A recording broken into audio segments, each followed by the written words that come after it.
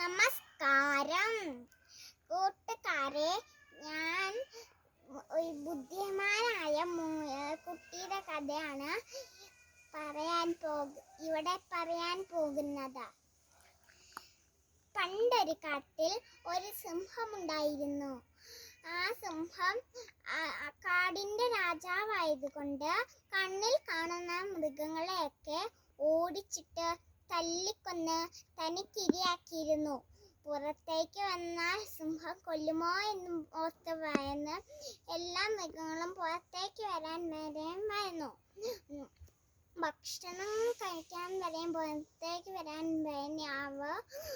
പുറത്തേക്ക് വരാൻ അറിയാതെ വല്ലാതെ വിഷമിച്ചു.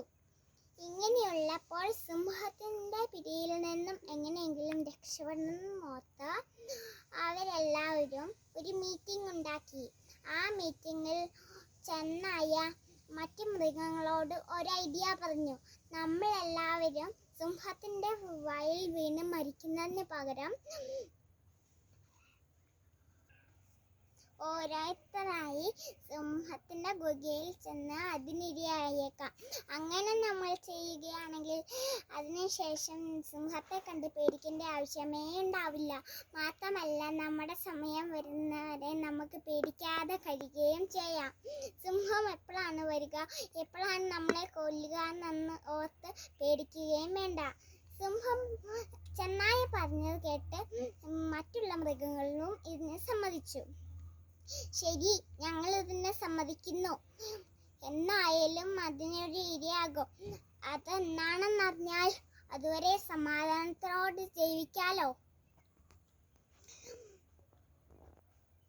ചെന്നായ സിംഹത്തിന്റെ ഗുഹയിൽ പോയി അവിടെ നടന്ന കാര്യങ്ങളൊക്കെ പറഞ്ഞു.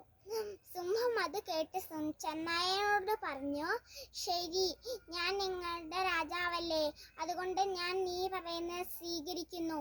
നിങ്ങളെ ഞാൻ മാനിക്കുന്നു. പക്ഷെ ഒരു കാര്യം ഓർമ്മയിരിക്കട്ടെ, എന്നെങ്കിലും എനിക്ക് ഭക്ഷണം കിട്ടാൻ താമസിച്ചാൽ നിങ്ങളെ ആരെയും വെറുതെ വെക്കില്ല. ഒറ്റയടിക്ക് ഞാൻ എല്ലാവരെയും തിന്നു കളയും എന്ന് ദേഷ്യത്തോടെ പറഞ്ഞു. അതിന് ചെന്നായ തല വണങ്ങി സമ്മതിക്കുകയും ചെയ്തു. അന്ന് മുതൽ സിംഹത്തിന്റെ ഗുഹയിലോട്ട് മൃഗങ്ങൾ ഇരയായി ചെന്നു. അന്നു മുതൽ സിംഹവും തന്റെ ഇരയെ സന്തോഷത്തോടെ സ്വീകരിച്ചു. അലഞ്ഞും തിരിഞ്ഞും വെറുതെ നടക്കേണ്ട ആവശ്യമില്ലെന്ന് ഓർത്ത് സിംഹം തന്റെ ഗുഹയിൽ വെച്ച് തന്നെ ഇരയെ സന്തോഷത്തോടെ ഭക്ഷിച്ചു. ഇങ്ങനെയുള്ളപ്പോൾ സിംഹത്തിന്റെ ഇരയാവേണ്ട ഒരു മുയൽക്കുട്ടി സിംഹത്തിന്റെ ഗുഹയിലോട്ട് പോയി. പക്ഷെ ആ മുയൽക്കുട്ടി വളരെ ബുദ്ധിശാലിയായിരുന്നു. സിംഹത്തിന്റെ ഇരയാകാൻ അതിനൊരു താല്പര്യവും ഉണ്ടായിരുന്നില്ല. തന്റെ കാട്ടിലുള്ള എല്ലാ മൃഗങ്ങളെ സിംഹം തിന്നുന്നല്ലോ എന്ന് ഓർത്ത മുയൽക്കുട്ടി ഒരു ഐഡിയ ഉണ്ടാക്കിയെടുത്തു. എന്നിട്ട് സിംഹത്തിന്റെ ഗുഹയിലോട്ട് പോയി. സമയം വൈകി വന്ന തന്റെ ഇരയെ കണ്ട് സിംഹം വല്ലാതെ ദേഷ്യപ്പെട്ടു. സിംഹം മുയലിനോട്, ഞാൻ നേരത്തെ പറഞ്ഞതല്ലേ കൃത്യസമയത്ത് ഇവിടെ വരണമെന്ന്, ഞാൻ പറഞ്ഞ നിങ്ങൾ സ്വീകരിച്ചില്ല. അതുകൊണ്ട് ഞാൻ നിങ്ങൾ പറയുന്നത് തെറ്റിക്കാൻ പോകുകയാണ്. നിങ്ങളെ എല്ലാവരെയും ഒറ്റയടിക്ക് ഞാൻ തിന്നു കളയും എന്ന് ദേഷ്യത്തോടെ പറഞ്ഞു സിംഹം. അതിന് മുയൽക്കുട്ടി പറഞ്ഞു, അച്ചോ മഹാരാജൻ, തെറ്റ് സംഭവിച്ചു പോയി. ഞാൻ ലേറ്റായി വന്നതിനൊരു കാരണമുണ്ട്. അത് ഞാൻ ആദ്യം പറയാം, എന്നിട്ട് അങ്ങനെ കൊന്നു തിന്നോളൂ എന്ന് ഫക്കീമയോട് പറഞ്ഞു. അത് കേട്ട സിംഹം പറഞ്ഞു, അതെന്താണെന്ന് വേഗം പറ. അത് കേട്ട് മുയൽക്കുട്ടി പറഞ്ഞു, ഞാൻ അങ്ങയുടെ ഗുഹയിലോട്ട് വരുമ്പോൾ വഴിയിൽ വെച്ച് ഞാൻ ഒരു സിംഹത്തെ കണ്ടു. ഞാൻ വല്ലാതെ പേടിച്ചു. ആ സിംഹത്തോട് മഹാരാജാവ് അങ്ങയെക്കുറിച്ച് ഞാൻ പ്രശംസിച്ച് പറഞ്ഞു. പക്ഷെ ആ സിംഹം അങ്ങയെക്കുറിച്ച് വളരെ തെറ്റായി സംസാരിച്ചു. എനിക്ക് വല്ലാതെ ദേഷ്യം വന്നു.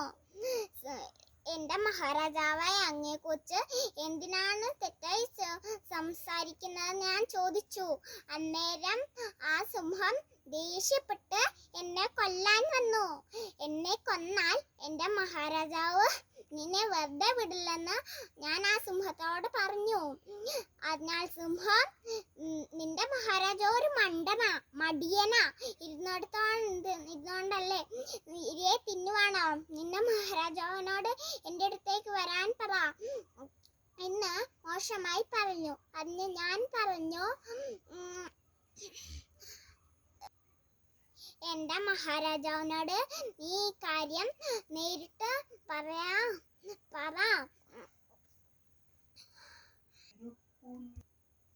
അതുകൊണ്ടാ ഞാൻ വളരെ ലേറ്റായി വന്നത്.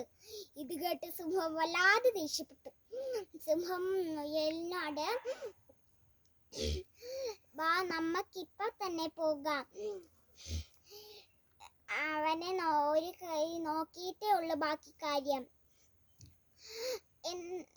അന്നും പറഞ്ഞ് സിംഹം പുറപ്പെടാൻ തയ്യാറായി.